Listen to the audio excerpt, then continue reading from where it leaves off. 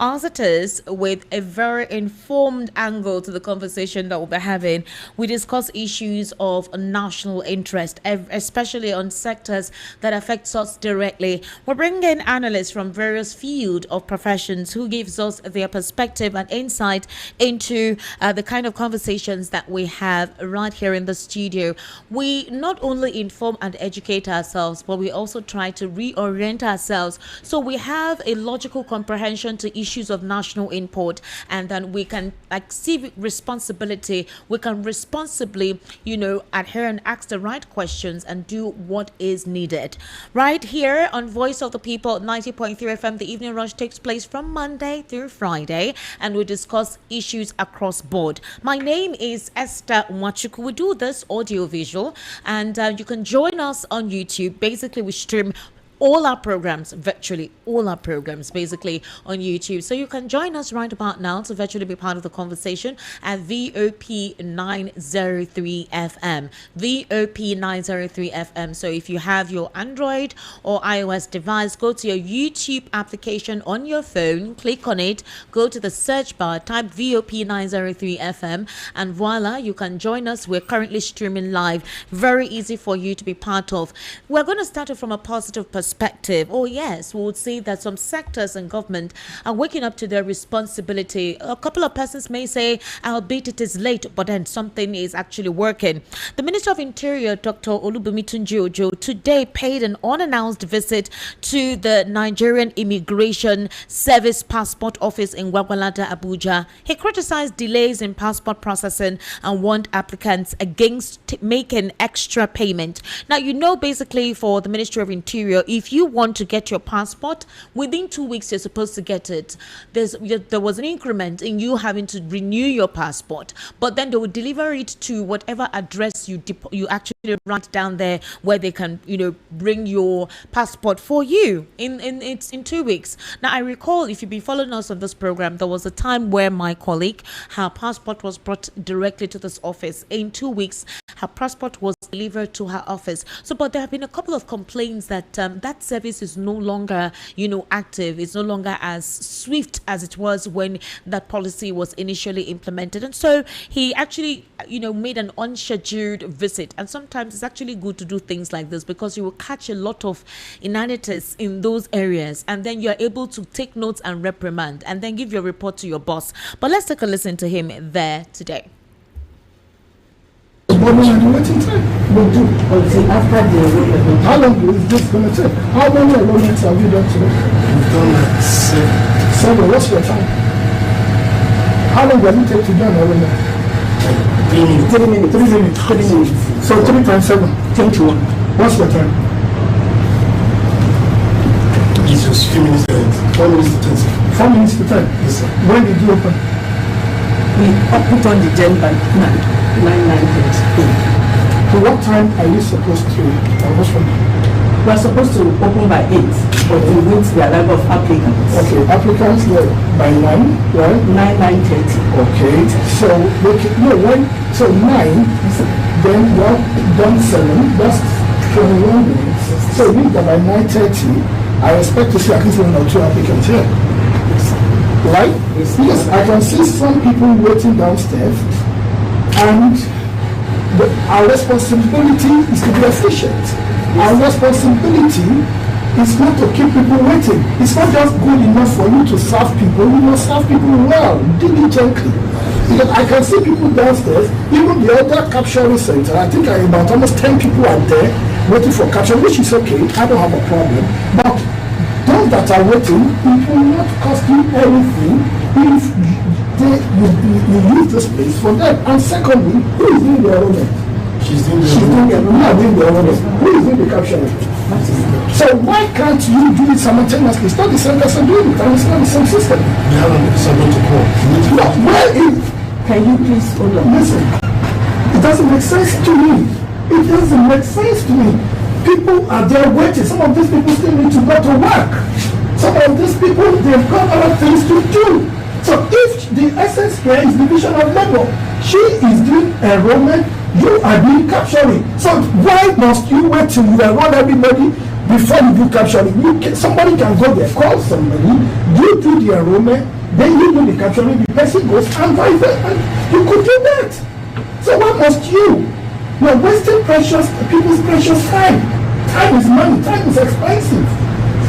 It's unacceptable.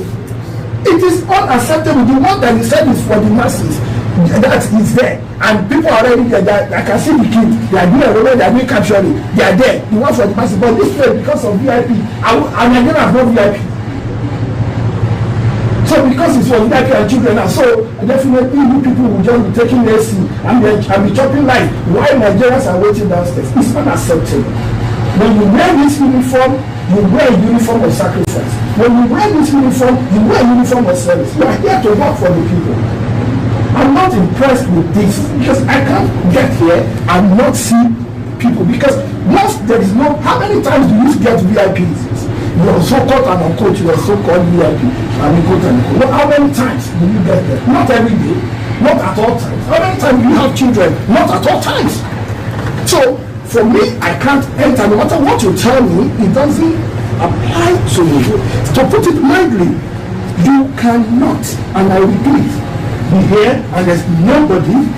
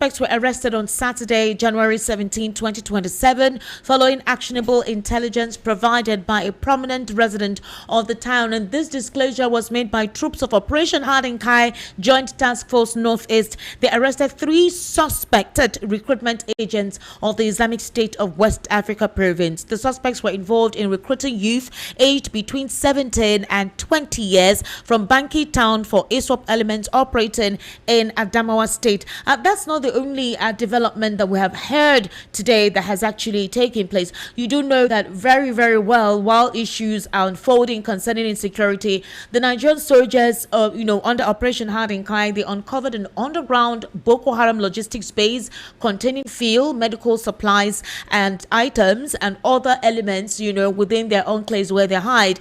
And obviously, the intelligence was led. The attacks actually was carried out by Operation Hadinkai in the hideout in Timbuktu Triangle area covering Chilaria, Garin, Farouk, and Abirma communities.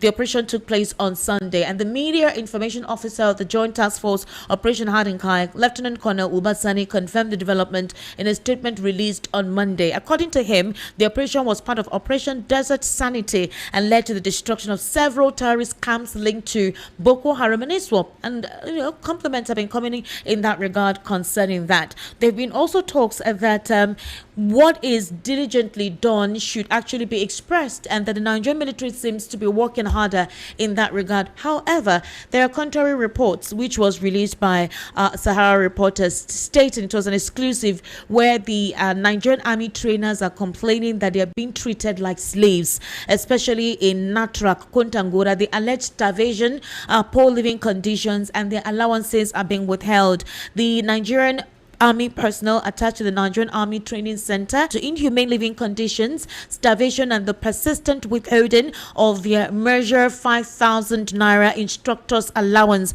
The soldiers spoke exclusively to Sahara Reporters, and obviously it was under condition of anonymity for fear of reprisals, from their command. They said they had been stationed at Natrak since February 17, 2025, with a mandate to train newly recruited soldiers for deployment to Nigeria's conflict-ridden northeast, where Boko Haram insurgents continue to operate. Now, according to the trainers, they are 9 in number and are currently responsible for preparing hundreds of recruits for front-line combat. Yet they claim they are being treated like slaves by their superiors. They said it's very painful that they prepare the young ones who will go to the field to fight out these guys, and still the measure 5,000 naira allocated to them daily is being withheld, that they are hungry, they're starving, and this is not what they have been told. Again, this is not the first time we've been hearing about the malhandling of some of the sectors, specifically recruits, those who are either training or working on the field. The last time, this same publication released a report where their 1,500 naira daily allowance has been withheld from them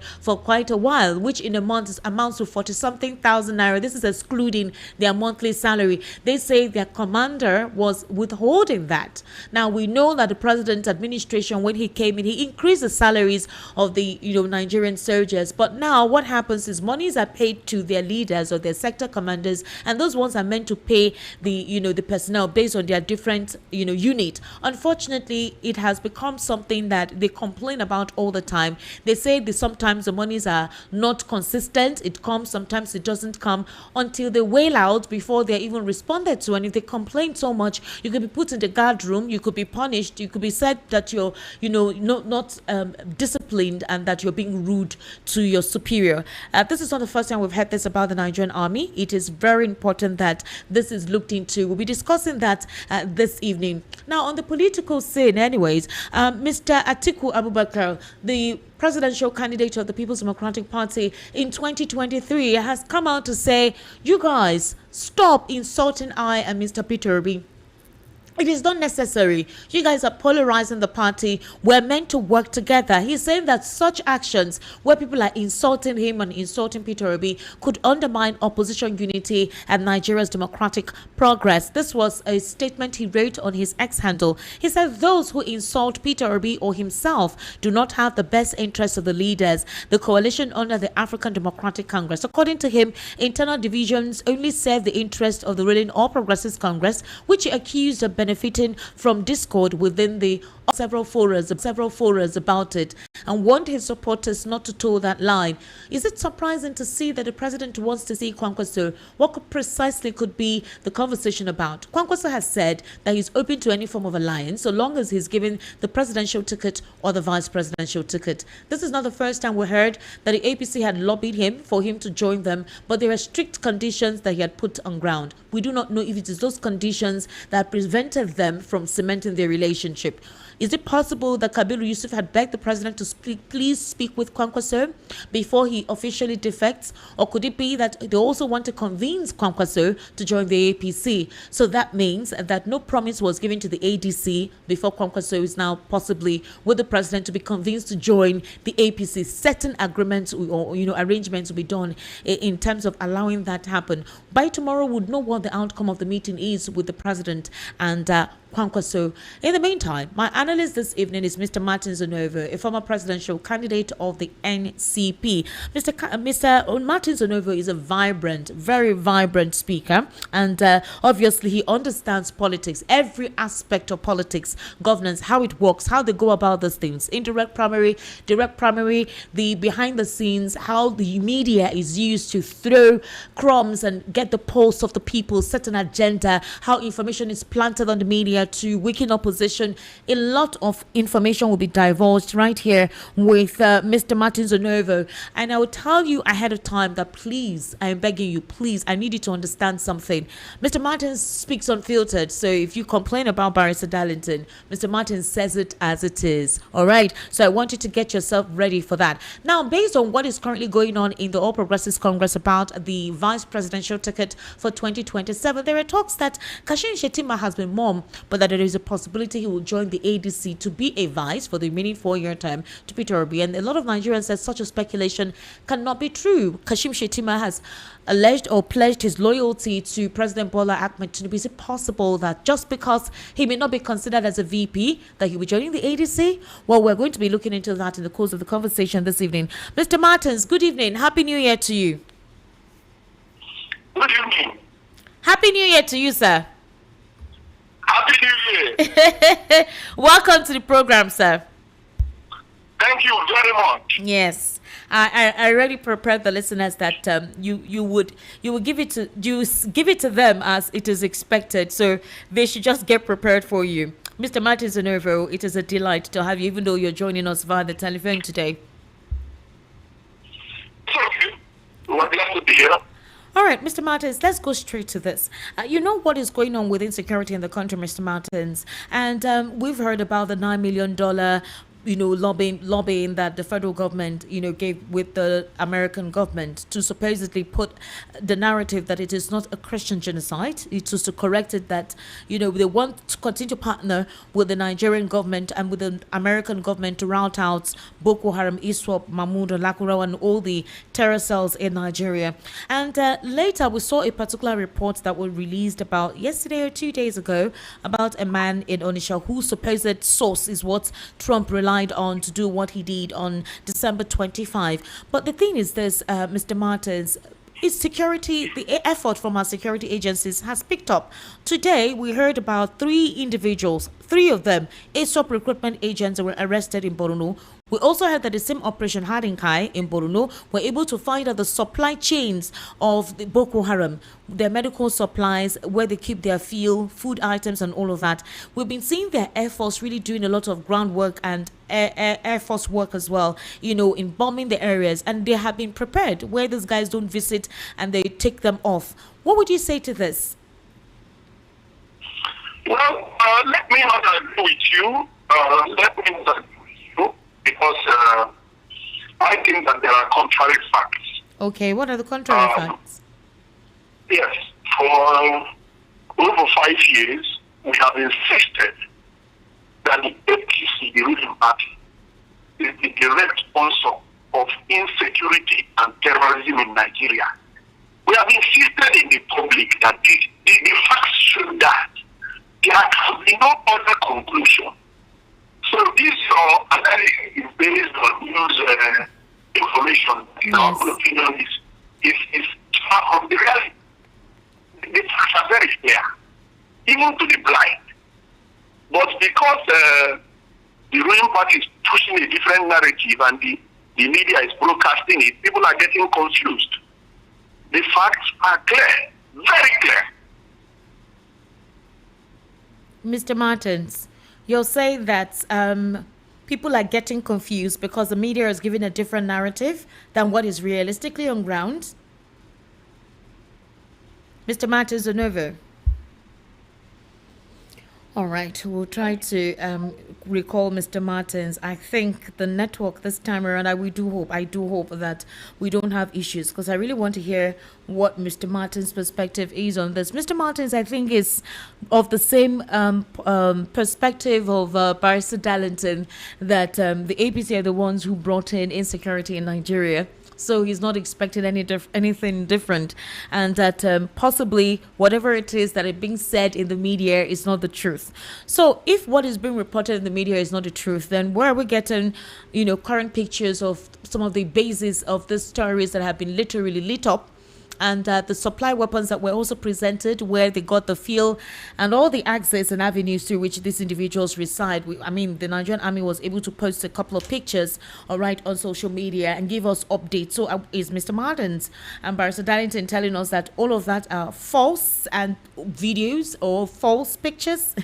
Okay, well, let me try to reconnect with Mr. Martins, and then we'll see how a house would hurt itself for whatever selfish purpose, I don't know, or what it would be that something that was done by a set of people to gain an advantage decided on their own to possibly look for a means to quench the fire after it has escalated beyond their control. We're going to, Mr. Martins Onove's number is busy. Okay, while we're trying to contact him, we're also going to be looking at Imo State. Now, something funny transpired in Imo State, and what is that?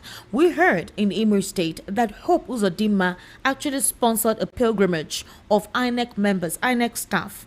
Officials of the Independent National Electoral Commission in Imo State reportedly cancelled a planned pilgrimage to Jerusalem based on an expose. Hello, Mr. Martins. Yes, I'm here. Yeah, the line went off and I was trying to call you on WhatsApp, but I couldn't connect with you there. All right, please continue. Go ahead. So the facts are very clear, and no matter how blind anybody pretends to be, even the blind can see it clearly. We have had the very popular analysis made by Commodore Kunle Olawuni, retired, who the defense intelligence. And it was very clear. The government already knows these people are watching. So if the government knows the people, why are we deceiving ourselves? We know that she couldn't told us that when he goes to meet the terrorists in camps, he goes with the kids. So the government knows the people, and we know their camps. And we're telling these stories for how many years? We're just deliberately defeating ourselves, and we have blood on our hands. Because the facts are as clear as crystal. Okay. General Benjamin told us, General Army, that the armed forces are not neutral. They are colluding with the armed bandits, killing citizens. What can be clearer than that? How else do you want him to express it?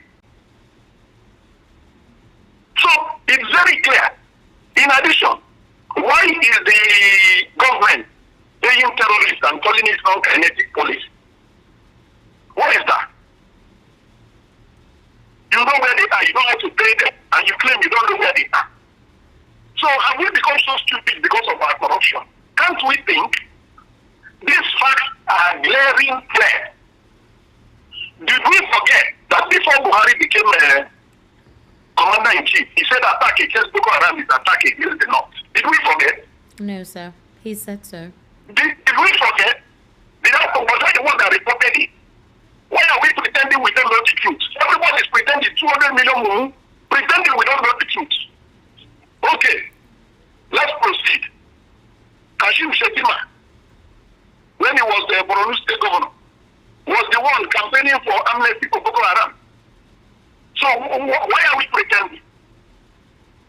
Modu Sharif claimed that Kashim Shettima is the founder of Boko Haram. Modu Sharif is the former senator. Modu Sharif is a leading politician in the country. Modu Sharif is from Borno State. So all these facts, we pretend we don't know. Things that are published in national newspaper, things that are on TV, we are pretending we don't know. The DFS not capture wanted terrorist Kabiru Sokoto in the Abuja lodge of Kashim Shettima. What was he doing there? He wanted terrorists. So we can continue to pretend and deceive ourselves. What thou shall not kill. And we are indirectly, by keeping silent, we are supporting the murder of citizens. Okay. Am I the one that made the allegations against Matawale? Is it not a religious sheikh? Was the allegation not corroborated by the former assistant of Matawale? Pretending we don't know all this. How long are we going to be pretending? How much more evidence are we looking for? We have credible evidence by people who are directly involved, military chief. And then we don't know. Okay. The court in Dubai that convicted Nigerian terrorists. That same court judgment threat terrorists to people high up in government, and you're pretending you don't know that ADC is the sponsor of terrorism. Let the media continue pretending, and let them continue to push government. But Mr. Martins, how would a house set itself on fire and point fingers outside as to, somebody outside set the house on fire when they were the ones that sponsored their house being on fire? Does it make sense? Good. Thank you. Thank you. Do you know that where insurance works, some the house on fire, the same insurance point. So that change the fact. Leave those academic analysis. State is the fact. Okay. Wife of the late Brigadier General Oba. She said the life of a bandit more than the life of a soldier. That statement is deep. She said the life of a bandit. This is under this APC rubbish ruling party. She said the life of a bandit is worth more than the life of a soldier. This is the wife of a brigadier general who was married by a young soldier who has spent over 30 years in the military. I think she doesn't know what she's saying. In our right, Major General, in case you don't know. Okay. The court in Dubai is wrong. General Danjuma is wrong. Olawuni is wrong. The Sheikh who is Shettima Matawale is wrong. Everybody is wrong except your academic analysis. I will. No, Mr. Martins, let's say something. Are we saying that we have a government that deliberately allows its people to be slaughtered like rams on a daily basis, kidnapped and maltreated like animals in a primitive form, to gain what precisely? To what? Because it has brought disgrace and embarrassment to Nigeria and its leadership. So why would they sponsor something that would deteriorate their government, deteriorate how they are perceived? Excellent. Why is Boko Haram killing people? What is the official name of Boko Haram? You think the official name is Boko Haram? Go and check the official name of Boko Haram. It's in Arabic. And it has the word jihad, in case you don't know. The official correct name of Boko Haram is a nickname. The real name has the word jihad, in case you don't know. It has the word jihad. Jihad. Wow. I thought it means Western education is a sin. That's what Boko Haram means. And I'm telling you that Boko Haram is a nickname. The real name is in Arabic, and the word is part of the name of the group. Mr. Martins. So, what are you saying? Hold on. Oh, please, hold on. This one is Islamic State of West African province. Yes. So, what other clarification do you want? Islamic State of the West African province. Okay, maybe I don't know what I'm saying. General Obasanjo is the greatest political figure in Africa. General Obasanjo accused the ruling of Islamization. So you think he also doesn't know what he's saying? Excuse me. You people, the mass media, continue to defend the ruling party. Maybe all of us are here. Okay. All this information, they are not right. But you have a confessional statement and you ignored it. Kawu Baraje was the leader of New PDP. He was the most strategic and the most powerful of the four founders of APC. Kawu Baraje said that they were the ones that imported these guys from Mali and other Sahelian regions to come in. So you know it. That's what I wanted to say. And he said they imported them for election. And you're asking, will somebody build a hand and say, what? Your purpose is not their purpose. Your purpose is good governance and security. Their purpose is to control the wealth of the country and to steal it. Please. Mr. Martins. What do they care if you're killed? What do they care if I'm killed? Mr. Martins. It's not your purpose. You are the one that wants security for yourself. Mr. Martins, let's go back. Let's go back a little bit in time, but I'll be calling you with another number because this network is not good. Maybe I should try and call you on WhatsApp because you keep breaking and there are complaints that they want to really hear you well. So I will try to call you back on WhatsApp. So please activate your data. I'll call you back now. So the thing is this, basically, if we're to go back in time, way back in 2015, thereabout, before former President Goodluck Ebele Jonathan left and, congratulated late President Muhammadu Buhari, we had heard at that particular time that the APC had written a compendium, that is several letters, to the United States government alleging that insecurity had literally pervaded Nigeria and that the Jonathan government had no capability of handling this. They wrote articles, several reports, persons like Reno Omokri, also the current INEC chairman, Professor Joash Amukwiton. These were prominent individuals who wrote against the government of Jonathan. President Bola Ahmed Tinubu also, one of such persons along with his team, who actually, along with Amechi, who is currently in the ADC, these were persons who absolutely gave a breakdown of insecurity in Nigeria under Jonathan's government, meaning that whatever lobbying or narrative about the sponsor of insecurity in Nigeria and the inability of government to handle it started with this All Progressives Congress. So the question now is this, what happened from then till now? Mr. Martins, thank you. I'm here. Yes, this is better. I wanted us to go back in time during the administration of former President Goodluck Ebele Jonathan, before, he conceded to late Muhammadu Buhari.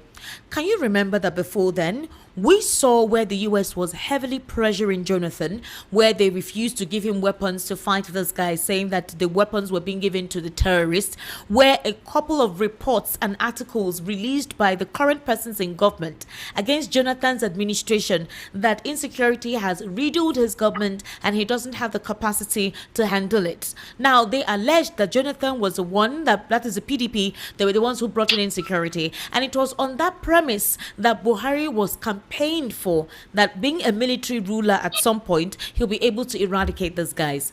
How come it feels that the APC now says it's the work of the opposition to truncate their government concerning insecurity? The very same people who complain that it was, the PDP that brought in insecurity, and they were the ones who went to the US under Barack Obama at the time with the hashtag Bring Back Our Girls protest to say that Jonathan's government was incapable of handling insecurity. Don't forget that it was Lagbaja that called us 200 million mumu. It was not me. So when I say it, nobody should blame me. I only agree with Lagbaja. The facts I have stated to you are incontrovertible and are in the public domain. Those facts include a confession by the most powerful figure in the foundation of the ruling party. Now, most of the other exposures we have are from members of the ruling party. These facts are very clear. Now, it was Buhari that said attack against Boko Haram is attack against the North. And he said that even before the 2015 elections. So all this idea of allegations and counter-allegations, forget about allegations, face the facts. Face the facts. Then when Boko Haram eventually started and the Jonathan government used the military against them, it was the Shettima that started campaign for amnesty for Boko Haram. So what is confusing here? The case is very straightforward. The ruling party, APC, in case you don't know their name, they are the direct sponsor of insecurity and terrorism. Okay, under Malami, they said they had the names of 400 terrorist sponsors. Have they released those names? They've released about 15 of the names. Okay, do you think that if those people are opposition, they will not release their names? So this is why Lagbaja called us 200 million. We're not using our brains because corruption has closed our brains. We have refused to think. We're just thinking about how to put money in our pockets. Nobody's thinking clearly. They said they used their own mouth. We didn't tell them how many sponsors they had. They said they had 400 sponsors. Why are they hiding the names of the sponsors? They are hiding the names because they are their members. And then, unfortunately for them, Kawu Barajan has exposed them. This Sheikh has exposed Matawale. Modu Sharif said Shettima is the founder of Boko Haram. Is my name Modu Sharif? Modu Sharif is a former senator and a very high-ranking politician. In the and the APC. member of the APC. And the member of the APC. The fact is everywhere. But Nigerians will always close their eyes to the facts and find some silly logic what is logic? Calling it logic is silly absurdity to use to justify what is very clear. So these facts are there. Number one, the terrorists, when they attack, they shout Allahu Akbar. Then ISWAP means Islamic State of West African Province. And you are asking me who they are? Their name tells you who they are. Go and check the proper name of Boko Haram. Not Boko Haram. Boko Haram is Western name. education. Their proper name has the word jihad. Hello? I can hear you. I was trying to tell you that Boko Haram means Western education is a sin. No, you can't tell me that. I'm telling you that's their street name. They have a formal name. Okay. Formal. And that formal name has the word jihad. Their formal name is not Boko Haram. It has jihad. J-I-H-A-D. It has jihad. So clearly they're fighting a jihad. And what their proper name means is those for the teachings of the Prophet and for jihad. So you are now asking, what is the purpose? Why are they killing people? When their name has jihad. Then, ISWAP is Islamic State of the West African Province. Then Obasanjo told you that there is an Islamization campaign. My friend, there is nothing blood here. There is nothing gray here. Everything is clear. Then Kawu Baraje confessed that they imported these people for elections. Okay, just go to any AI and ask the origin of terrorists in Nigeria and see what it tells you. So these things are clear, but Nigerians, out of corruption, greed, everybody avoids truth. How are we going to get out of this mess if we keep avoiding the truth? It's only the truth that can set us free. We are in extreme poverty, we are in insecurity, and we are persisting in our errors. All right. Why can't we stop and save ourselves? You made a statement here, Mr. Martins Onove, where you said that the military colludes with this terrorist. And there have been reports about the ill treatment of our Nigerian soldiers. For example, several Nigerian Army personnel attached to the Nigerian Army Training Center in Kontangora, Niger State, they accused their commanding officer of subjecting them to inhumane living conditions. We've also heard on several occasions that some of the Nigerian soldiers work as spies for Boko Haram because Boko Haram pays them more, a lot of money. We've also heard that Boko Haram go to these communities and tell the young soldiers or the young boys not to join the Nigerian army because they wouldn't pay them well. These men are complaining that their measured daily allowance of 5,000 naira is being denied them, that they have been there since 2025. They refuse to disclose their names and their identities for fear of reprisals. And according to them, their mandate is to train newly recruited soldiers for deployment to Nigeria's conflict-ridden northeast, where Boko Haram insurgents continue to operate. But that they are 9 in number, and they are currently responsible for preparing hundreds of recruits for frontline combat. But however, they said they're being treated like slaves. They said they're eating very poorly, ill treatment, monies are not given to them, and they have been there. And if you talk, they'll put you in the guard room. Do you think that's why the military is polarized, and that's why we have such porosities when it comes to intelligence and information amongst them? Well, I think that the military is a very regimented organization. And because it's a very regimented organization, which it should be, they follow the lead of whoever is commander-in-chief. So if the commander-in-chief is the leader of the political party that is the direct sponsor of insecurity and terrorism, you think the military will go and fight the terrorist? I think it is very naive for Nigerians to expect an APC regime to fight APC terrorists. That is very naive. That is the 200 million mumu. That is the meaning. You expect me to fight my own men? Where is the pretense here? You have allegation. You have confession. What are you investigating? What are you researching? Why are you asking me these questions when the facts are clear? If you say they're not clear, I have assembled them for you. All right, Mr. Martins. Let's move on to... There are more. Okay. There are more, because community people said that normally before the terrorist attack, the Nigerian military comes to search for their own arms and take away their hunting guns so that they are defenseless. And that immediately the military goes, the people arrive. How many times did you hear that? How many protests did you see women wearing black in Plateau? So what evidence are you looking for? Each of the 20 items of evidence we have assembled point directly to the ruling party. Okay, did you see the speed and the effectiveness that the Nigerian military used against the Benin Republic coup plotters? Did you see the speed? Within 24 hours, the Nigerian military bombed the coup plotters and crushed the coup. Why? Why? But they cannot bomb terrorists. We know the camp. We know their name. We know their... What are you telling me? What did the coup plotter in the Republic do to us? These vagabond APC terrorists, they shot down our Alpha jet. They shot down our military helicopter. We didn't do anything to them. We are pampering them. We are paying them salaries. And you are looking for who is the sponsor. Continue to look now. Let the Nigerian media, all the editors, please continue to look for this cause of terrorism in Nigeria. I'm not looking with you. I'm not one of the 200 million mumu. I know the sponsor. Every reasonable person knows the sponsor.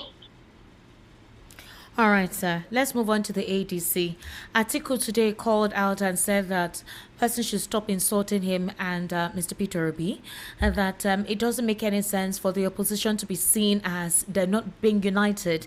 Ever since Peter Obi joined the ADC, there have been contrasting statements and perceptions and feelings, specifically from their various supporters. For the obedience, some of the obedience, or majority of the obedience, a couple of them are not comfortable with the set of persons in the ADC. They said in 2023, these were the persons that Peter Obi ran against, and he wanted to prove something. We cannot continue in the same political circle of perceived corrupt individuals who are only interested in power and not for the interests of the people.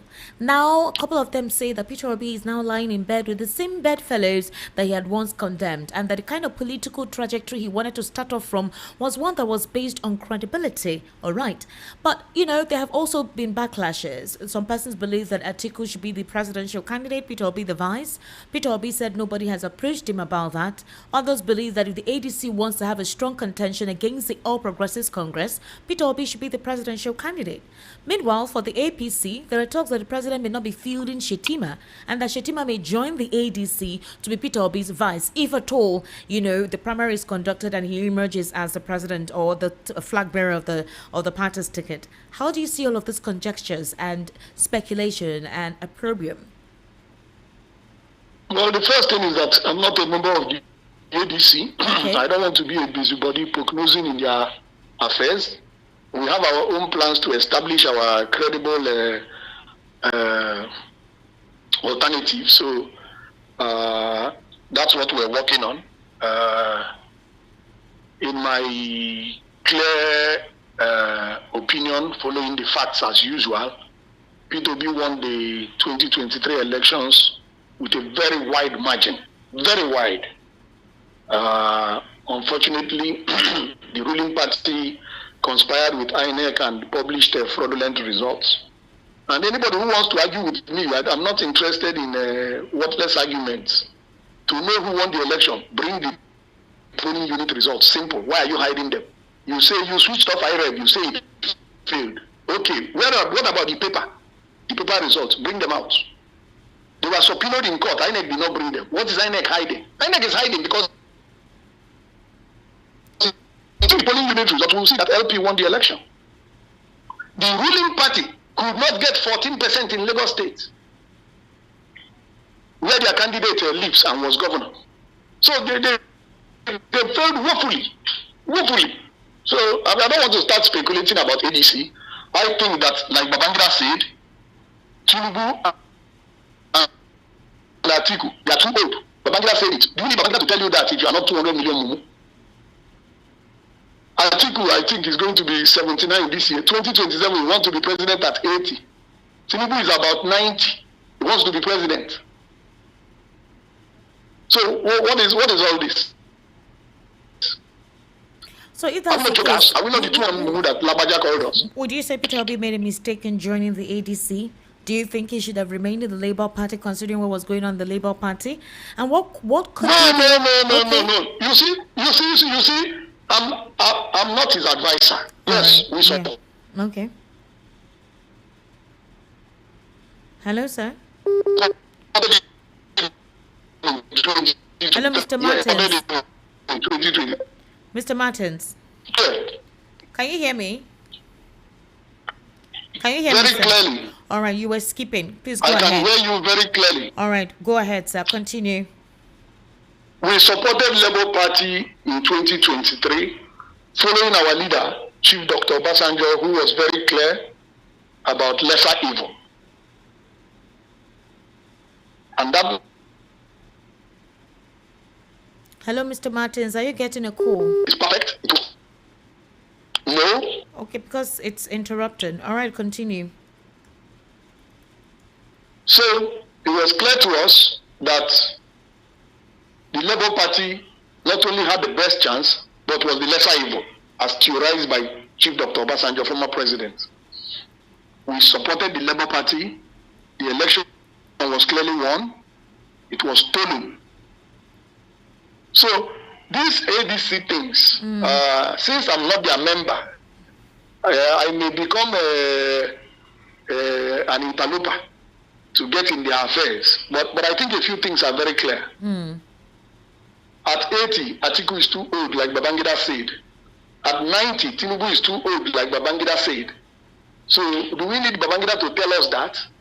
Are we not the same people that put retirement age at 60 and the regular retirement at 55? So what is this problem with 90-year-olds? Biblical life expectancy is 70. In my opinion, Peter Obi is too old. In my own opinion. Really? At We 64 need under years? 60. Yes, we need under 60. We need under 60. That's I said in my own opinion. So where are these under That's personal 60s? opinion. Where are these under 60s that are supposedly vibrant and can lead? Because there's a problem What do with... you mean? I ran for president in 2015 Okay. and I won the election clearly. Forget the Nigerian fraud. I won the election clearly. INEC knows that I won the election. In NCP at the time? Yes.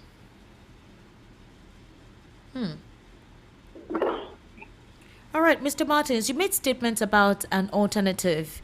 If a primary is held, let's say party primaries will be held sometime in June, that is if the Electoral Act is not assented to. You know that in the Electoral Act, there are changes to be made whereby November elections will be held, and afterwards, anything that has to do with elections will be done with before May 29 the following year.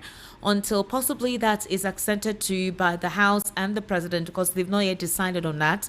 A majority of the House members have not decided on that to pass it as a law. We do not know yet. But if it is something that they bring back and consider, there's a tendency that elections may take place this year. We do not know. INEC is already trying to, accelerate the registration and process and PVC and all of that. In that regard, Mr. Martins, do you think opposition political parties are ready? Do they look ready to be formidable against the All Progressives Congress? Opposition political parties are very ready. What do you mean, are they ready? Is the ruling party ready? Are the ruling party feels ready? You present your candidate and you present your manifesto. What is readiness? That's readiness. You present your candidate, you present your manifesto. The people make their decision. Well, what is readiness? The political negotiations will normally go on. So what is readiness? Readiness is a candidate and a manifesto. So nobody is ready yet because no candidate has emerged. The ADC says they're ready and they're very confident that they will win the elections in 2027. Just like they have been saying rubbish just like they were saying rubbish that it is PDP that brought the terrorists when they know they brought the terrorists. And they have been exposed and they have even exposed themselves. So why should I listen to trash talk? How are they ready? Can Tinubu win primary? Was he endorsed in the Northeast? Has their former chairman not gone to ADC? The former chairman of APC? Yes. Chief John Oyebu, His Excellency. Yeah. Has Malami not gone to ADC?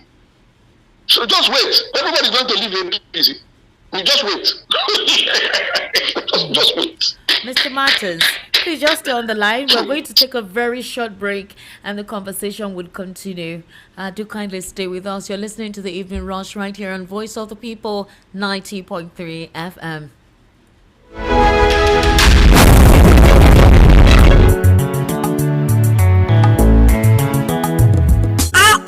House dey dark and NEPA bill dey choke. E dey worry you as e dey affect your business. So no turn don come. Imagine say you wake up for morning, light no shake, fridge don block, business no get wahala, everything dey okay. No be dream o. With Yohaku, na you dey control your light. Yohaku dey sell gas cooker, freezer, fridge, and dem go furnish you with modern kitchen o.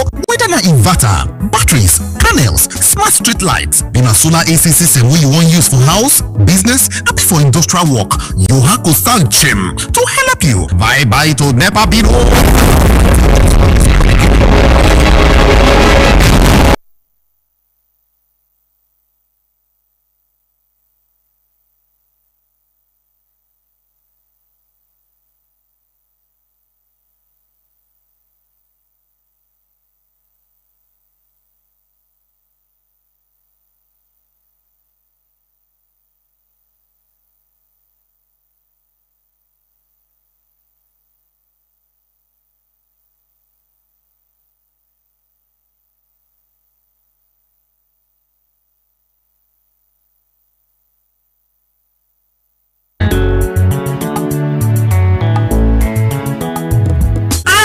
House dey dark and NEPA bill dey choke. E dey worry you as e dey affect your business. So no turn don come. Imagine say you wake up for morning, light no shake, fridge don block, business no get wahala, everything dey okay. No be dream o. With Yohaku, na you dey control your light. Yohaku dey sell gas cooker, freezer, fridge, and dem go furnish you with modern kitchen o. Whether na inverter, batteries, panels, smart street lights, be na solar AC system wey you wan use for house, business, abi for industrial work, Yohaku stand chim to help you. Bye to NEPA bill o. No wait till transformer go spoil again o. Oya run call Yohaku for 070-121-30260 or 080-324-82573, or you fit to call 080-669-60066. For Lagos, we dey for shop F1179 industrial section, Ojo Alaba International Market, or shop G6 electronic section, Alaba International Market, Headline, Ute Ubochi Plaza, Abuja office na Corporate 13, Dubai International Market, back of Games Village, Karu District for Abuja. For Port Harcourt, we dey for number 51, Oporo Road, Eziowa Elite Trade Center for Rivers State. Yohaku website na www.yohakuproducts.com. Online store na www.yohakustore.com. Yohaku, from sun to earth, we dey make your mind dey cool.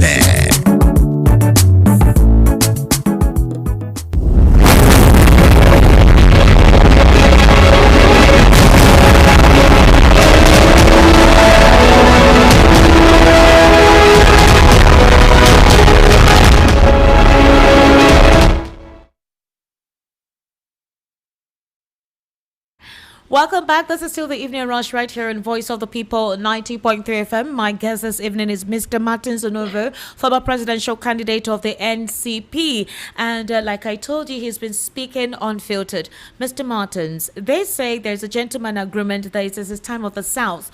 But when you hear the South, it almost feels like no other opposition candidate should be presented from the Southern region. It's almost like the opposition should just accept that let Tinubu do the 8 years, since it's the time of the South. So even if there is an opposition, it should be an opposition on paper, but not in reality. Let Tinubu just do it. Whenever it means South, it almost feels like South is Southwest. And then any other candidate that presents themselves is attacked. Possibly they don't want any form of opposition. Now, if a northern candidate presents himself, being the fact that it's still the time of the South, it almost feels as if they are trying to create chaos or they are being greedy because they want to remain in leadership as long as possible. How do you look at this scenario? It's clear. You have said it. A northern candidate should not present himself, and that's why I think that Atiku Abubakar is wrong. He made the mistake of presenting himself to 2023. He suffered the consequences from G6. He suffered the consequences. I don't know why he wants to present himself again. So it's very clear. It's the turn of the South. People like El-Rufai have been also very clear about that it is the turn of the South. So the right thing to do is for every opposition party to present a Southerner. And there are many Southerners. When we do our credible alternative, we present a Southerner. And Peter Obi is a Southerner. Rotimi Amechi is a Southerner. So there are many Southerners. I don't know why you people want to limit it to a two-horse race. There are 20 registered political parties. There are 8 other parties ready for registration. So they are probably going to be 28 presidential candidates. So why do you want to limit it to the good old boys who have failed the country? Atiku. Mr. Martins, can you hear me? Why are you limiting it to that? So you see how the media also encourages the nonsense. Why are you limiting it to that? There are 20 registered political parties. There are 8 others ready for registration. Well, it'll be about 28. Okay, we've heard about 5 of them maybe deregistered. ADC is amongst them. They'll be appearing in court in February for a decision to be made about that. So they're in a precarious situation. Who told you they'll be deregistered? Who told you they'll be deregistered? You see, if the ruling party is not careful, they will collapse democracy. This extremism and this lawlessness will not work. It will not work. Take it to the bank. It will not work. They are planning and we are planning. They are planning and we are planning. It will not work. This desperation, extremism and lawlessness, it will not work. Okay. Is in every party. You go to court and against every party. You prohibit them from presenting candidates because Tinubu was an Abacha boy and he wants to use Abacha tactics where the 5 political parties adopted Abacha. That's what they are doing because he knows he will fail. And he will fail worse than he failed in 2023. He knows it. I know it. We are politicians. We all know it. Free and fair election, he will not get 10% of the votes. Okay, let's see how it goes. Now, as it stands, Mr. Martins, another talk is concerning the electoral reform. There are talks that if the electoral reform, if something is not done about it between now and November, a repetition of what transpired in 2023 may actually take place in 2027. So what is impeding INEC from doing a total overhaul of a lot of anomalies that were experienced in 2023? The previous INEC chairman did not address the anomalies and the porosities witnessed, and now he's no longer there. There is high expectation on Professor Joash Amubuto to do the needful. So how do you see this particular scenario as well? You are the one who has high expectations for INEC, and I don't know why you want to have high expectations for the same INEC that has failed you repeatedly. So on what basis do you have the high expectations? And secondly, is INEC independent? Did you read the WISE report? Electoral committee report set up by Yaradua? Have those things there, have they been done?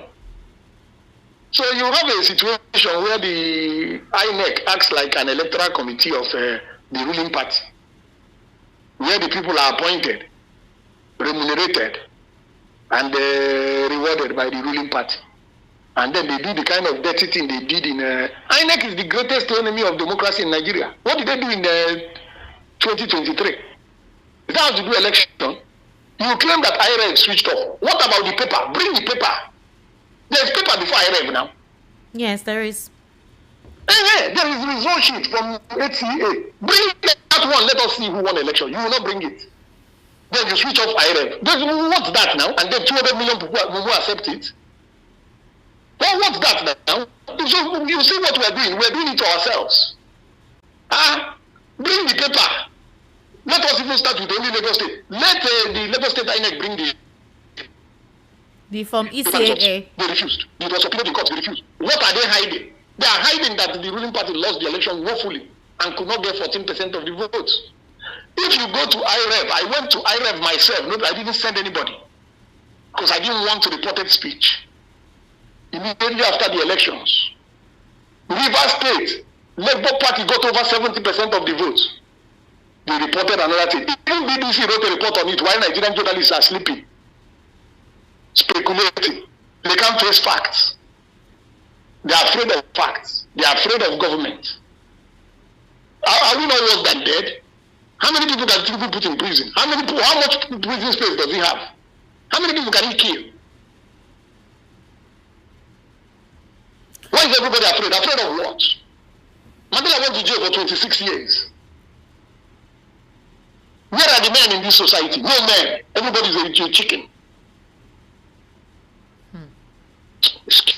Mr. Martins, a couple of persons who say Nigerians have died enough. Innocent Nigerians have died enough, and yet nothing has changed. That you expect them to still. This is worse than dead. This is worse than dead. This is living dead. This is worse than dead. What is this? They tell you to vote. You go and vote. They don't count the vote.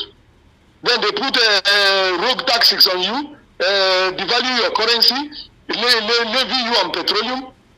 What's that? We can't pay fees for our children, and we say we are living. Is this how to live? You go to Makoko, they drive you out, and you enter a canoe with your property. Which property can enter canoe? It's only your certificate you have there and the clothes on your body. What is that? What is that? We are self-destructing, and we are claiming that we are saving our life. Which life? Is this life? They kill the father, they kidnap they rape the mother, they kidnap the daughter. What kind of life is that? Then somebody is going to pay lobbyists $9 million. So what is that? In the meantime, they have accumulated how much debt on your head? Almost 200 trillion. How will you pay it? Then your children will wake up and continue worse than you. Then nobody thinks that they are expecting Messiah to come and save them. Messiah has come 2,000 years ago. Right now, Messiah told you to sit up and do the right thing. All right, Mr. Martins Anova, thank you so much for giving us your input.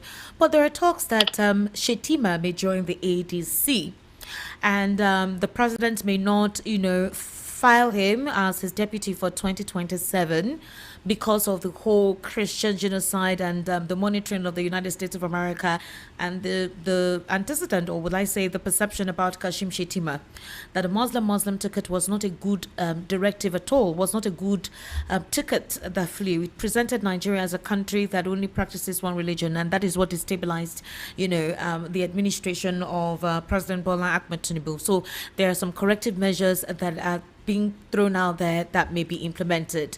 Recently in Bauchi, when the APC members met, where they are supposed to do what you call a amendment of the APC constitution, some of the members were not happy that Kashim Shettima's picture was not there along with the president, and they said it's not supposed to be so. So the talks are possibly if Kashim Shettima joins the ADC, that it will be a strong win for them. Is there any way this planet that kind of thing can ever happen? And in what way can that pose as a major threat for the APC, being the fact that a couple of Nigerians are not comfortable with Kashim Shettima? Well, don't forget that the new PDP left the ruling PDP to join the APC. Don't forget that. Also, because journalists seems to treat the present, but we as politicians, we also look back. Where is this coming from? Don't forget that the attempt to endorse Tinubu for second term failed in the Northeast over the same Shettima issue. Because the motion didn't have Shettima. And the Boronu people and the other supporters in the Northeast made sure that the endorsement failed. That is the Tinubu all of you are afraid of. He couldn't even get APC endorsement in the Northeast. APCO. The same boys he is feeding and paying. He couldn't get the endorsement in the Northeast. That's the candidate you people are afraid of. A candidate that cannot secure 10% of free and fair votes. And then you are afraid because governors are joining him. Governors have one vote. Do they have to? Do they vote for anybody? And the governors themselves, are they popular? These are desperados. If they were popular, they won't be joining him. They are desperados, and they are desperate because they are also not popular. All right. Mr. Martins Onovo, thank you so much for giving us your time. Let's take reactions of Nigerians concerning assessment of what we have discussed this evening. We're streaming live on YouTube, so you can, be part of it while we discuss issues, and you can present your thoughts as well. Thank you very much. Thank you so much. We appreciate you, Mr. Martins. All right, let's take your reaction. Yes, let's take your reactions, ladies and gentlemen. The number to call is 080-3692-9933, 080-3692-9933, and the WhatsApp number is 0817-1756-338, 0817-1756-338. Mr. Martins Onovo is a former presidential candidate of the NCP. And you could hear him bluntly give you his own perspective to the issues we discussed today, unfiltered, although he held himself from exposing quite a lot as to what is currently going on within these political parties. The plans are ongoing anyways, it's normal, so they will just let the media know what they want to know, but they know what they are doing behind the scenes. And he has disclosed that a lot is actually happening that is being kept under the wraps. Obviously, it's expected both the APC and all the opposition political parties are doing the same thing, and you're going to see moves and counter moves as well to have an edge. So let's see what you think about what the gentleman had disclosed to us this evening. 080-3692-9933, and the WhatsApp number is 0817-1756-338. Hello, good evening. Hello, good evening. Good evening, welcome, sir. What's your name? Turn down the volume of your radio, please. Hello. Turn down the volume of your radio. That is why you cannot hear me. Good evening. Yes, good evening. Turn down the volume of your radio. Well done. What's your name? I'm Mr. Victor. Mr. Victor, calling from where, please? From Job Barracks. All right, Mr. Victor, please go ahead. Okay, please, Happy New Year. Happy New Year to you, sir. Is this your first time? No. Yes, this is my first time of calling. Really? Okay, let me ring the bell for you. Welcome, sir. Okay, my dear, Happy New Year. How is your family? Family is fine, sir. Thank you so much. Mr. Esther, I mean Miss Esther. Yes, Is it Miss Missy? Esther. Yes, Miss Esther, yes. Okay, I'm happy to hear your voice. Thank you very much, sir. You have been so nice explaining things to the whole public. Thank you. And Mr. Barrister Darlington.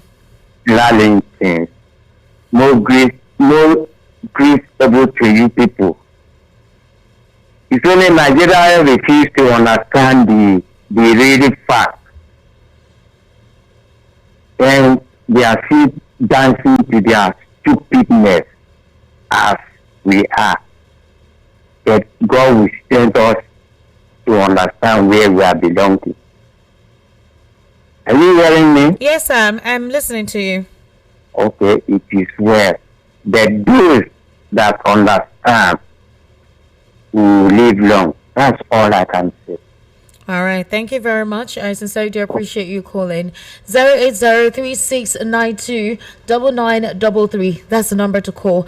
And the WhatsApp number is 0817-1756-338. Please, when I pick your call, turn down the volume of your radio. Hello? Hello, good evening. Good evening, sir. Welcome. How are you? I'm fine. My call is from Masaluku. All right, Collins. Welcome. Please go ahead. Yes, God bless you all there. Thank you very much, sir. You see, when our good questions are listening, people, so yes, I can go Collins, your number is breaking. Oh, you're seriously breaking. Hello? You're breaking seriously. Your connection is very poor. Collins, kindly call us back, okay? 080-3692-9999. Turn down the volume of your radio. Good evening. What's your name? Turn down the volume of your radio. Good evening. What is your name? My name is TY. Turn down the volume of your radio. Okay. Have you done that? Hello, TY. Turn down volume. You cut off the call. Hello. Good evening. Yeah, good evening. Why do you guys leave your phone on speaker? I have been chanting it. Turn off your radio when you call. When I know they hear what. Hello. Good evening. Happy New Year. Yeah. What is your name? My name is Aku, calling from Asota, first time caller. Yay! Happy New Year. Welcome. Same to you, my sister. How's work? Work day. Will see us for a year now. All right. I want to comment now. Barrister, what is it called? Mr. Onovo is around. Yes. You see, where I want to comment on is every time they will be saying some of the south, some of the north, some of the south. I don't know where the arrangement was coming from. I don't know who formed the arrangement. Sure. Because when you calculate from the second 1999, when we have our second democracy republic, when Obasanjo took over to today, Obasanjo was there for 8 years and handed over to Yaradua. Yaradua spent 2 years, and hand over to Jonathan. Now, Buhari have spent 8 years. Now, Tinubu now is spending another 8 years. Calculate it in total. Tinubu is about to spend another 8 years. Calculate it in total. You will see that the Southern have more years. And where I'm coming from is when Jonathan was there as a president, he's from our Southern, he's our Southern brothers. But the same Southern person went to the North and bring out Buhari. While Jonathan was not, his 8 years have not been completed. Somebody went to the North and bring out Buhari to take power from him. So this arrangement of Southern term, Northern term, that is not what it's not constitutional anywhere. It's not in our constitution. Okay. So my take is that come to ADC, if Peter Obi can agree with me, my opinion, let him go and buy Atiku, so that they will collect this power. I tell you, if Peter Obi can accept vice Atiku, before 1 o'clock, APC will pack to your house. You're so That's confident. my opinion. You're so confident about that. I am so confident about that. They I am flew so that confident. same ticket in 2019 and it did not work. So how are you saying this time around it will work? In 2019, Obi don't have the followers he has now.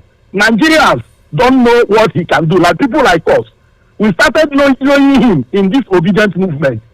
So if he can pull us out to join him in ADC, in confidence, we will join him there. Because this ADC, the worst thing that will happen to this country is for APC to win 2027. We all will wake up one day and find ourselves in another country. All right. Thank you very much, sir, for calling. Hello. Good evening. How are you? Hello. Good evening. Good evening, sir. Welcome. Happy New Year. Same to you. What's your name, sir? Mwabeze calling from Oshie. All right, Mwabeze, please go ahead. Yes. First and foremost, I want to draw your attention to the way our president used to receive those who are coming to APC. When it concerns so you see how he has gone to meet him, how he held the meeting with him. But when it comes to our security and our lives of the citizens, it doesn't matter. Secondly, he can send his representatives to be there. But when it has to do with his party and how he's going to win election, he's foremost in his plans. So now, I want us to see it this way. These people, their personal gains is what matters to them more than our interests. So if only we can see it that way, we will be able to make our right choices. Okay, secondly, the army that are withholding the allowances of the recruits, very unfortunate. Over the radio here, people are complaining that people are not showing interest in joining the military, and they are being killed every day, reducing the number. And the number of recruitment is not commiserating with the number that they are losing. By now, we're supposed to be boasting the number of our military. And the officers, the officers, they are not giving the recruits what is due to them. And these are the people who go to the theater of war to fight with their lives.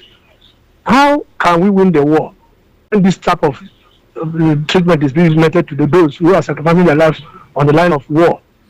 And see the handlers of the terrorists offering them more incentives than the government we are working for.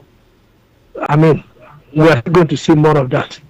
Lastly, if I told you, as Onovo said, let Atiku consider what right is his right to contest. Yes. But let us see it from the angle that we want to achieve a particular aim, which is bringing the right people on board. Okay. and balancing the equation of regional leadership. Yeah. As we are saying about South, and yes, it's not written in the constitution.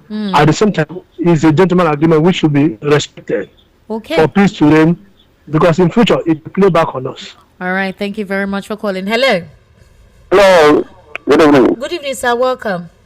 I see my calling from Afoluku. Oh, you called back. Yes. Welcome. Your line was very poor the last time.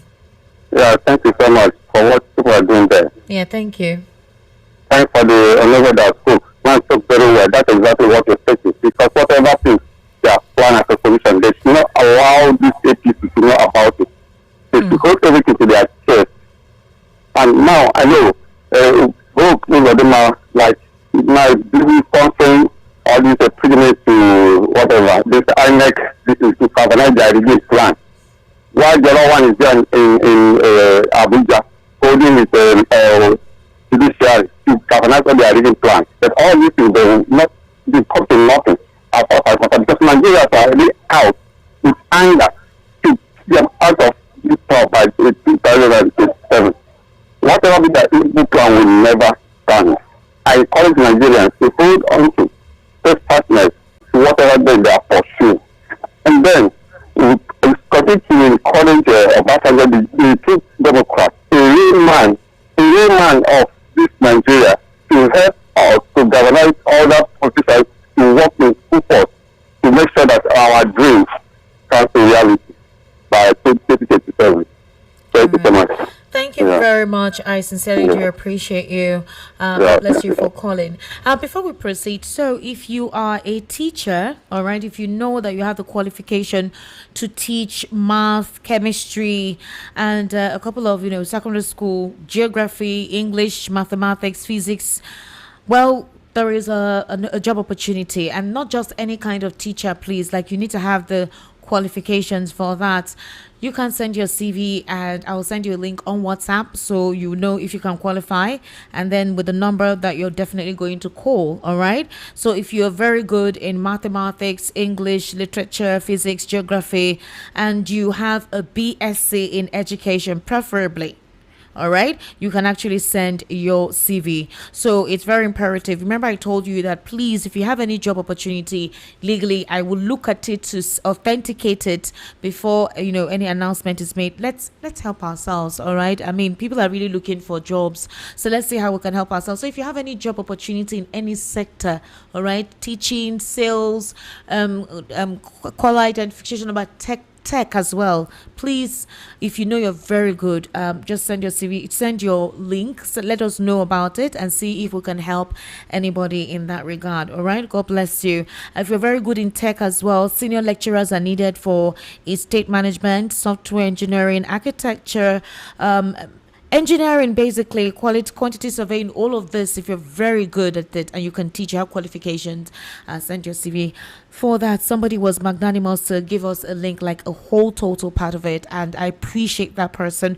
So please, I beg you, if you know you have the quality, what it takes, don't just be a mediocre on average, like very good quality teacher, and you have your CV, please send it on WhatsApp and we could send you the link so you can do what the registration is needed. Possibly you'll be called for interviews. All right, let's take your calls. Let's continue. Hello, good evening. Hello, 080-3692-9933.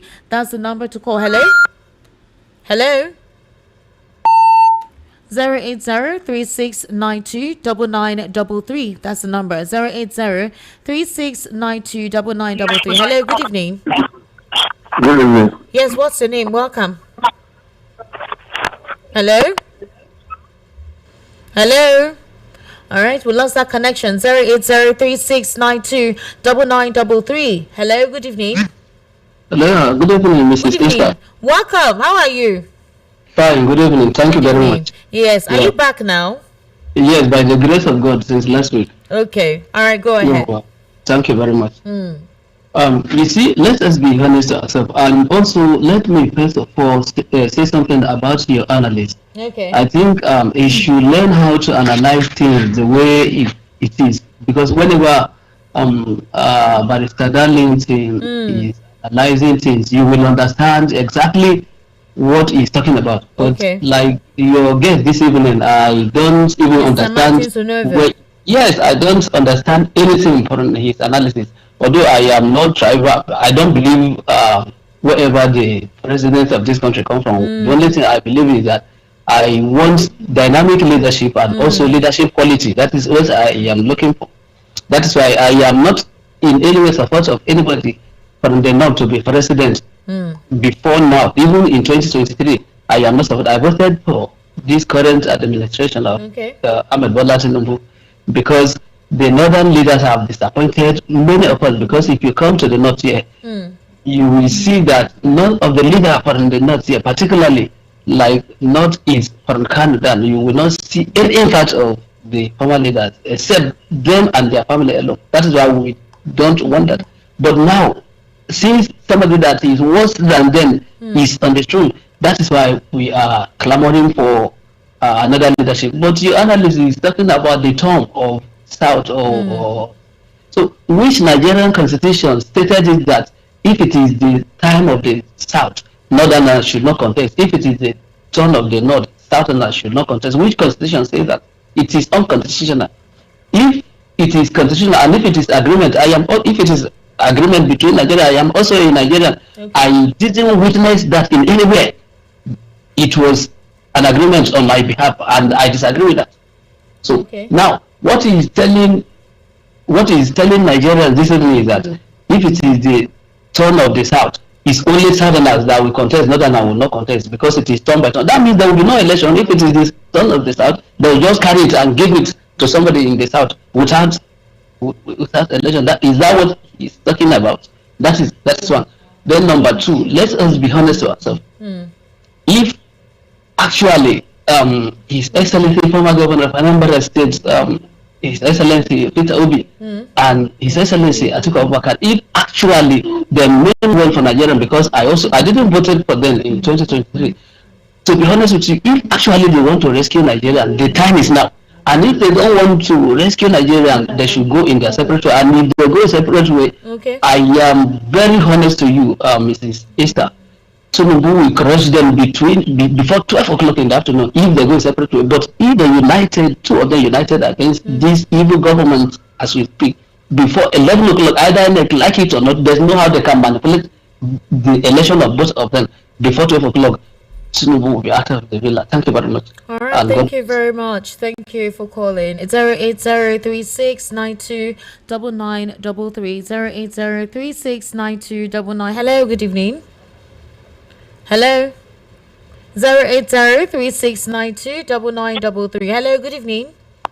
Hello, good evening. Yes, good evening. How are you? Fine. My name is Achibong. Your name is what? Achibong. Achibong. Calling from where, please? Ogudu. All right, please go ahead. Thank you. What I want to say in one of analysis that they normally say South is the time of the son of South. To me, the way I see it, this is Nigerian Wasobia. This thing is supposed to be in the way of say this is outside rule for 20 years or 80 years. Yoruba rule, after Yoruba rule, Igbo rule. That is how it's supposed to be. But yeah, in the area, so the land claim one side. So we don't read the time. Those people are supposed to spend our time like this now. It's supposed to be their time for them to try, but they don't give them time. So that analysis of this my turn of South. Yeah. It's supposed to be Wazobia. Wazobia means three people outside Yoruba Igbo. So why only and Yoruba they rule? Why did they allow Igbo to rule? So it's supposed to be when we say the time of Southeast, the time of Southwest, the time of South North side. But they don't like that. The basic politics, they come out Igbo. When you reach their own turn, when it's supposed to be their turn, they go say this one politics, they say on their own turn. After they don't rule, they still want to repeat. Make a clear analysis. Thank you. Okay. All right. Thank you very much for calling. Okay. Good evening. 08036929933. That's the number. Okay. 0803692. Hello. Turn down the volume of your radio, please. Thank you very much. Turn down the volume of your radio, please. Hello. Hello. Good evening, sir. Good evening, sir. Welcome. Please, what's your name? Yeah, my name is Adu. I'm calling from Yoruba. All right, Mr. Deyinka, welcome. Is this your first time? Yeah, this is my first time. I keep trying every day, but unfortunately, I was never any time I get Thank you so much. But I've not wanted to talk to you, Esther. See, if we want our Nigeria to change, we have to change the narrative.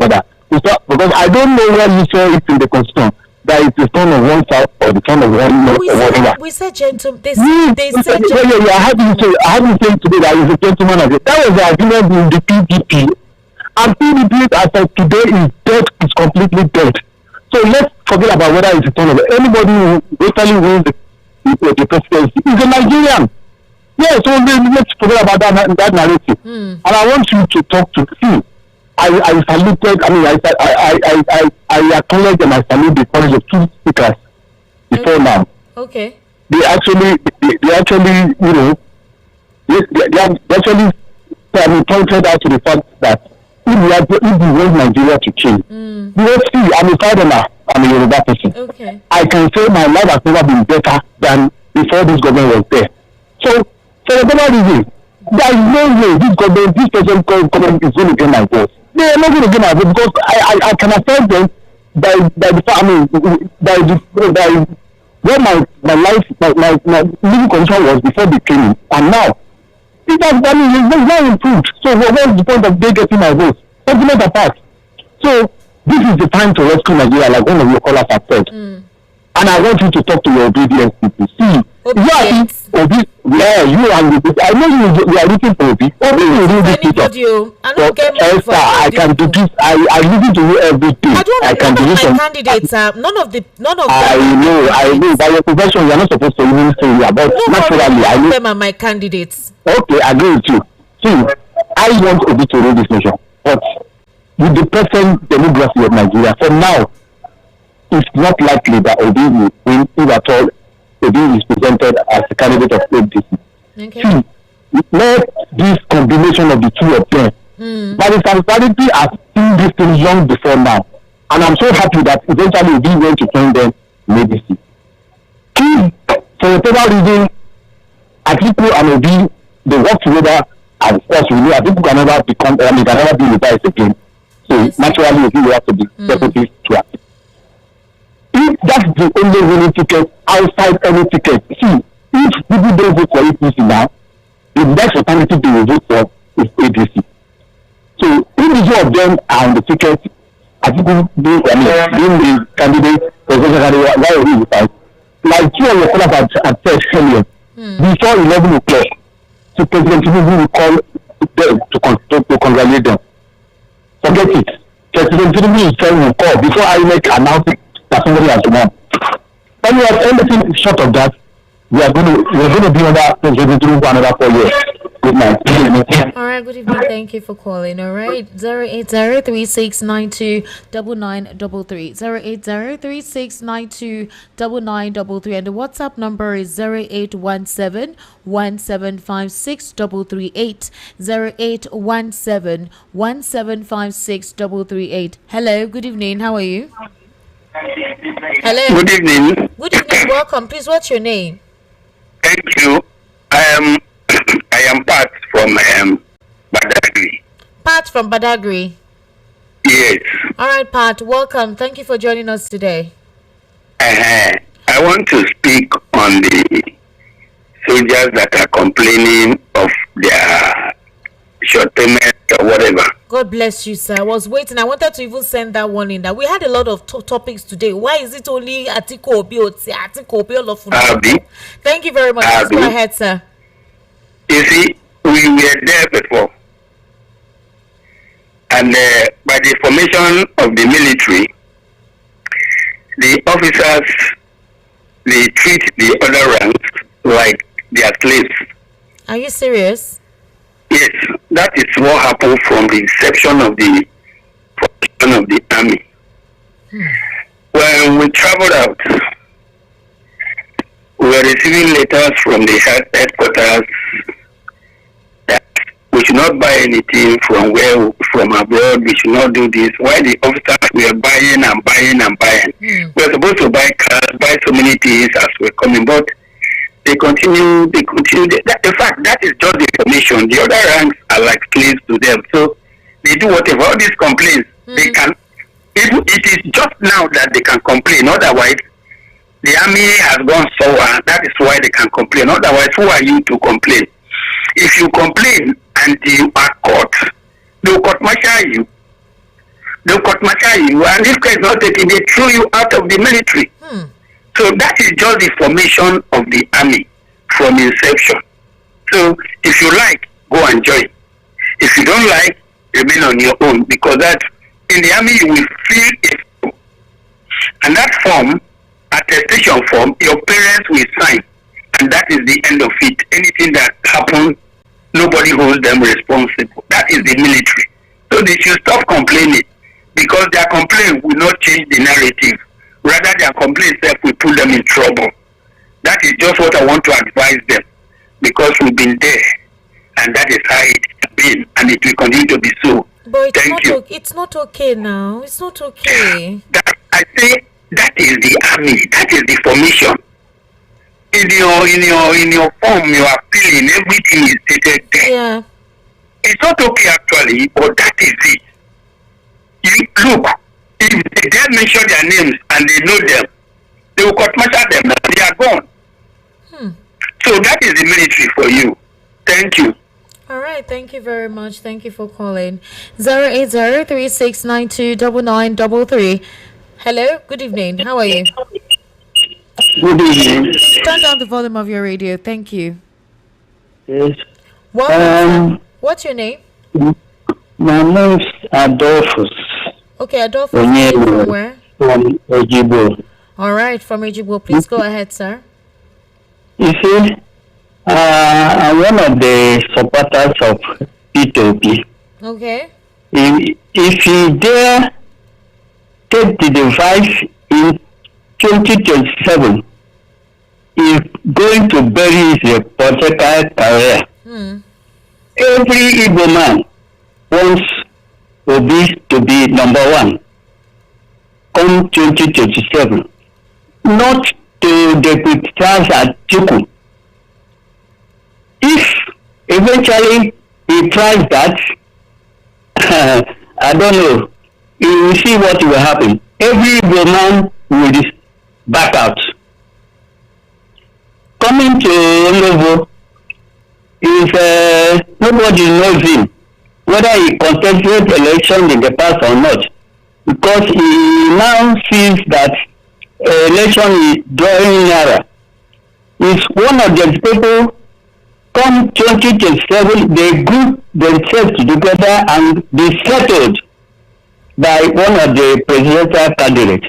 That's the threat. Thank you so much. All right, thank you very much for calling, okay? 08036929933. That's the number to call, all right? 08036929933. Hello. Good evening, sir. I am Lambert. Where are you? Turn down the volume of your radio, please. I am Lambert. Lambert, turn down the volume of your radio. So, Lambert, turn down the volume of your radio. Turn it down. Yeah, please. Happy New Year. Good evening. How are you? Thank you. Okay, I'm fine. Welcome. You didn't throw more light on Uzodinma government, Uzodinma sponsoring IMEC officials to pilgrimage. There was no. Yes. You didn't throw more light for us to understand what is happening. You see, Tinubu is not interested in our votes. That's why he's not interested in governing. He's interested in gathering people into APC.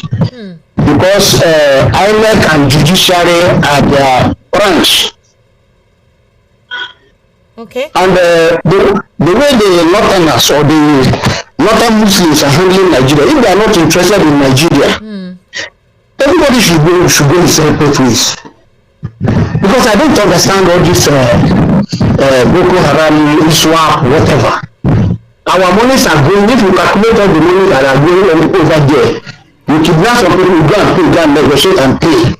For what reason? The sovereign names have been mentioned. And what people are there in Nigeria? What are we doing? What are we saying? Why are we deceiving ourselves? You mentioned Shettima. You mentioned all the big politicians there over there. What are they doing? They cannot develop their place. They will pack all the money from the south and go there and filter it away.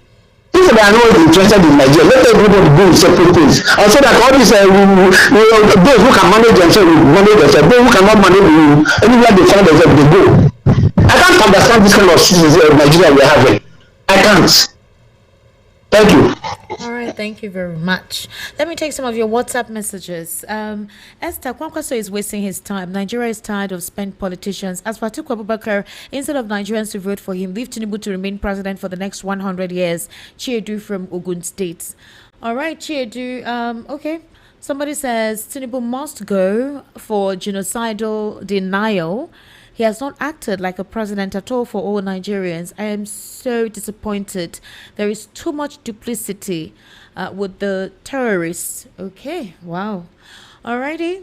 You did not put your name there. When you send messages like this, always write your name. Good evening to you all. The ruling party knows more about the killing by terrorists, and they will not talk because of their 2027 ambition. They are also working under certain conditions. Thanks, Johnson from Lagos. Esther, the Igbos want power on a platter of gold. They are not going to get it. Let them go and sacrifice and contest and stop advising the West to stop contesting against them. I am Jeffrey from Ogun State. All right, Jeffrey, well done.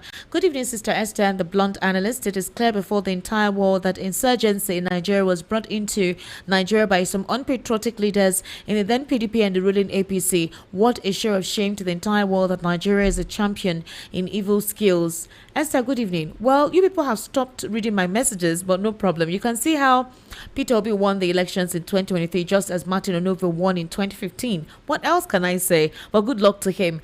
He also said Tinubu is 90 years. Please tell Onovo to go and face his petroleum engineering work.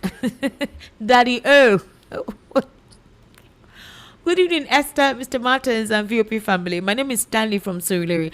I think you're on point on your argument on the issue of insecurity in Nigeria. The ruling party is too busy and desperate to retain power in 2027. You can see their underhand tactics in other opposition parties. Nigeria's democracy is under threat because of what is happening in Nigeria. Poverty, hopelessness, insecurity, depression. My sister, the future seems bleak. Okay, good evening, Esther. My name is Buje from Benin. Please let Nigerians listen to this. Oh, you sent something on Patrick Lumumba. All right. Hello, Esther. The information international community have about Nigeria with the citizens don't have half of it. But the reasons why a competent court in Canada proscribed the APC and PDP as a terrorist organization, my advice to any youth who believes his destinies countries like USA, Canada, and other European countries, they should avoid APC and PDP registrations, including their families, because there's no responsible president all over the world who will welcome a member of terrorist organizations into his country. It can only happen in Nigeria. To win election in Nigeria is not really the problem. To claim your mandate, Esther, your guest today, Mr. Martin, is on fire. He says things the way they are. Well done, sir. Emi Jo Okonkwo from Egbe. All right, well done. Esther, good evening. Barrister, okay. Esther, good evening. Your guest this evening, Mr. Chukwujeku from Lagos. Esther, with what is happening in Nigeria for now, even God is not happy about it. All the Christians in this country are supposed to buy big guns and start fighting back to what the other ethnic groups are doing to Christians in Nigeria. Esther, ask the people that they kill their father, kill their mother, brothers and sisters, and they will tell you how they feel. Don't mind this rechargeable that goes to France every 2 weeks to recharge his battery. Thank you, Esther Wachika, and God save this Nigeria from evil people. All right, thank you very much for your message. 08036929933. That's the number to call. 08036929933. Hello, good evening. Esther, good evening. Good evening, sir. Welcome. What's your name? Akodiba is my name. All right, welcome, sir. Thank you. Esther. Sir? By my name, you should know that I am an Igbo man. Okay. Because somebody called and he said every Igbo man wants to be the president come 2027. So he is now the spokesperson of every Igbo man. You can imagine that. Instead of his own opinion, he's blacklisting it that he's speaking for every Igbo man. If Obi is not in the ballot as their president, every Igbo man will back up. Just imagine that kind of myopic reasoning. Anyway, I am not somebody who is who plays tribal card. No, I am a Nigerian and I want a dynamic leadership for my country, having traveled so many countries of the world. Okay, every country of the world who is doing well today play by their books, by their laws. When somebody come and play South and Northern dichotomy, the man who called from Kano ask you, is it in our book? The answer is no. So what am I saying here? I am among those who are canvassing for Obi and Atiku president come 2027. Esther, let me use this opportunity to tell you something. I don't mind coming to your studio because you said this 2026 will be inviting some people who wish to come and defend their opinion. At least 100%. Their principles. Yes, I have never met Obi, I have never met Atiku. I have met their spokesperson, but I'm ready to come to your studio to solidify my ground. I want Obi and Atiku to contest 2027. No, that is my stand. You want intellectual political conversation? Yes, 100%. I am willing for you to engage me even for 3 hours. I will be willing. All right. Okay? No problem. Do you understand me? So we're compiling names, right? 100%. I will do that. Just give me the link of how to link up. I'm willing to come to the studio. I've taken your Do you understand? Because I can't just understand the shenanigans that is going on around in Nigeria. They are saying the storm of the south is the storm of the north. So if it's the worst of us in the north, we should come up. If it's the worst of us in the south, in the name of north and southern dichotomy, I don't just understand it. Every countries of the world who are doing well play by their books, and the best of them should read them. Okay? Whoever that is the best, if it's an Idoma man, I'm 100% in support. If it's as a German, I am 100%. This is a Yoruba man or Hausa man. In as much as he's going to lead us out of this quagmire. 100% let you, our future is at stake here. The future of our children is at stake here. The image of our country is at stake here. Everything is at stake, for crying out loud. Okay? So we can't just sacrifice our future at the altar of this north and southern dichotomy. The worst of us is leading us, and somebody is saying in the turn of the south we should continue in this quagmire. No. Please, let Atiku and Obi. I have my reasons. I can give you 100% reasons why I am supporting them. Okay? Atiku is not a bad boy. I will tell you the reasons why they are tagging him as a bad boy, which is not, he's not. Okay? The person who stopped the top-term agenda is Atiku. The person who is stopping this one-party politics we are about to go into, he says the same Atiku. And that is why they are tagging him as a bad boy. And we see how economies thrive under him as a vice president when he was there managing our economy. What are we talking about here? Everybody is just talking that Atiku is a bad boy, and if you ask them, just engage them for 2 minutes. What is the offense of Atiku? Nobody will tell you what it is. Just engage them for just 2 minutes. So Esther, thank you very much for giving me the opportunity. I will just send me the link so that I will hook up. Know the time to come to the studio and defend my principle. Thank you very much. Okay, thank you very much.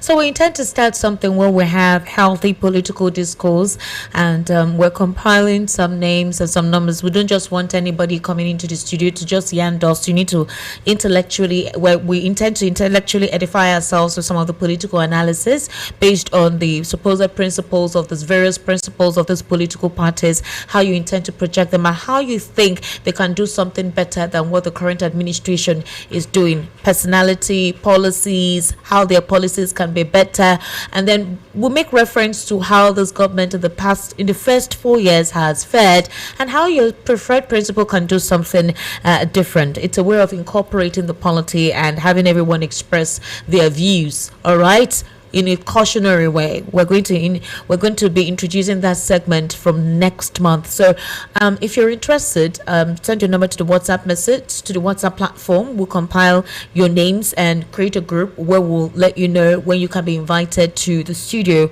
starting from I think February next month. We'll start that conversation if we are not going to be having elections in November. All right. Hello, good evening. How are you? Hello. Turn down the volume of your radio. Good evening. How are you? Fine, work day. Turn down the volume of your radio, please. Okay. I beg, sir. Sir? Sir, you haven't done that. Please kindly do that, I beg. That's where they have problem, I beg. You said what? That's where they have problem, no. Go ahead. Okay. I beg, leave me Darlington alone, no. It's not Darlington that spoke, oh. I know. This 7 o'clock news, you and him was talking that time. 6 o'clock news, you mean? I mean, I know 6 o'clock, yes. Okay. I beg. So Darlington is I don't like how you are about. I mean, what are they in studio? We didn't quarrel now. It's my job to engage him. If you make certain statements, you need to clarify what you mean. It's on national radio. You know that. It's the work. Okay. Yes, thank you very much. Barrister Darlington's fans. Barrister Darlington, you and your fans now, wow. Hey. 08036929933. Hello, good evening. Good evening, good evening, sir. How are you? God bless you. I'm beautiful, okay? Oh, I love this. God bless you. I'm beautiful. It's my very first time. First time? Wow. I've been trying GOP for years. Wow, yes. Oh, God bless you. My name is Ifoma. Ifoma, welcome. I'm calling from Ejigo, to be precise. All right, Ifoma, please go ahead.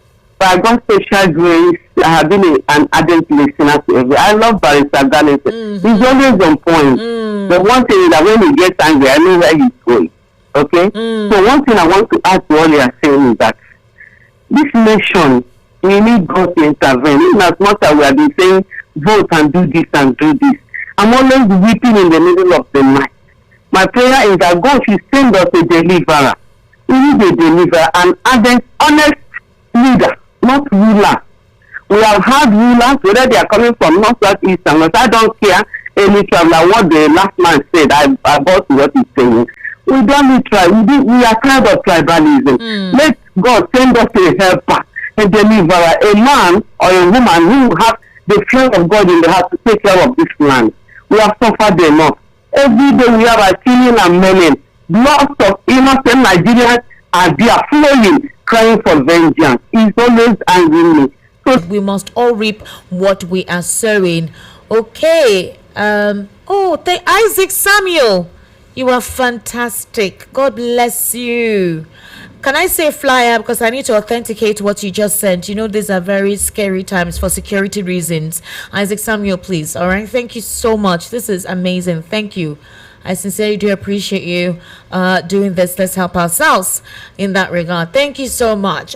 Ladies and gentlemen, you know how we do it right here on Voice of the People 90.3 FM. We help you make money.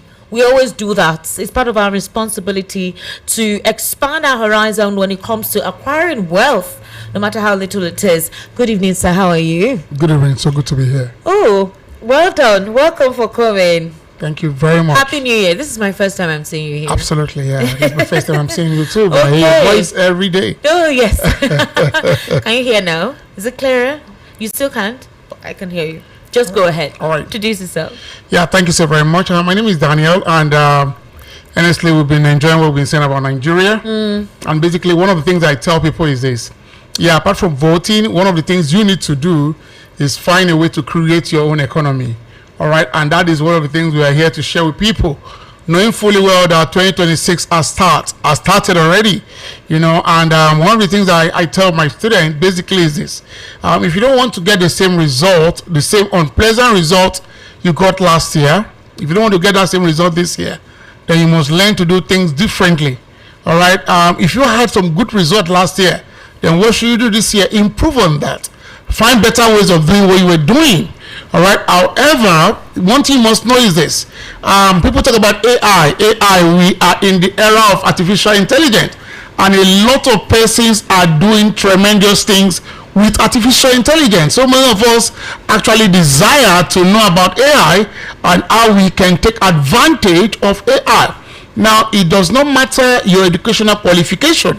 All right, it does not matter your age. You know what I tell people is, if you own a smartphone, all right, you can literally also learn to know about artificial intelligence.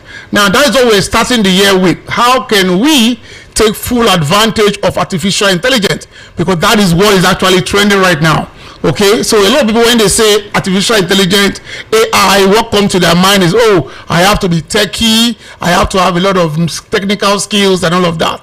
Now the truth is this, you don't need to be techie to learn about AI.